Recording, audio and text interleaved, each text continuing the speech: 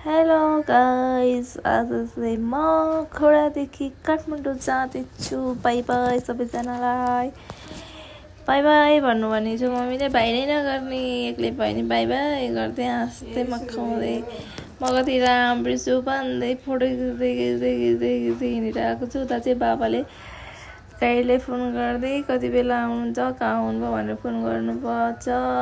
हामीलाई चाहिँ 9 बजे गाडीमा आउनु बाटोमा आउनु भन्नुभएको थियो, तर हामी चाहिँ 9 बजे आएरै बसेको थियौँ। तर गाडी आउँदा 10:30 भएको थियो। कुर्दा कुर्दा दिक्कै लागेको थियो।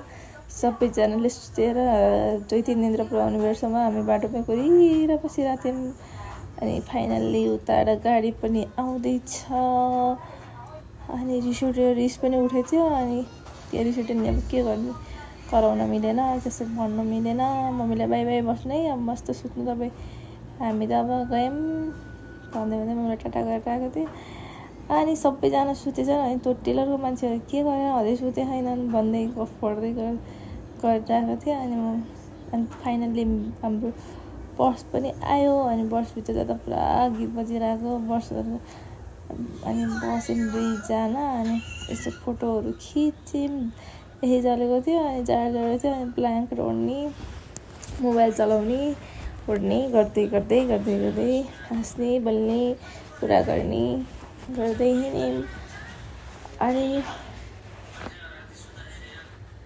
कुरा गर्दै गर्दै अनि बिचमा चाहिँ लास्टै निन्द्रा लागेको सुताउँ भनेको सुत्ने कम्फर्टेबली नहुने। म मान्छे ठुलो भएर नमिलेको कि त्यो सिट नमिलेको। अनि यत्तिकै टिभी हेर्ने गरी सुत्ने गरी मोबाइल हेर्ने गर्दा गर्दै अनि रातिको 11 बजे 11 होइन 1 बजे चाहिँ नारायण घाट पुगेको थियो कि खाना खानको लागि। हामी चाहिँ खाना खाने भएर अरू नास्ता चाहिँ केही नै चाउचाउ फुर्ती खायौँ। अनि बसमा आएर बसेको थियौँ।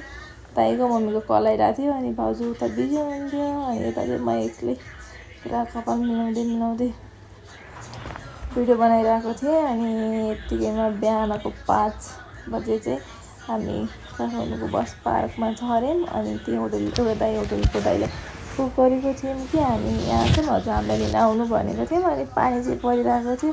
अनि हामी आफै नै लोकेसन चेक गर्दै गर्दै हामीले चाहिँ हाम्रो रुमसम्म गयौँ। अनि भोक पनि लागिरहेको थियो। अनि निद्रा पनि पुगिरहेको थिएन। अनि त्यही पनि नास्ता खाएर भनेर नास्ता खान गयौँ। नास्ता गर्दै हुँदै नास्ता खान गएर जाँदा अनि जाँदैछौँ हामी। अनि छाता देख्यौँ ठ्याक्क। अनि छाता निस्किने एउटा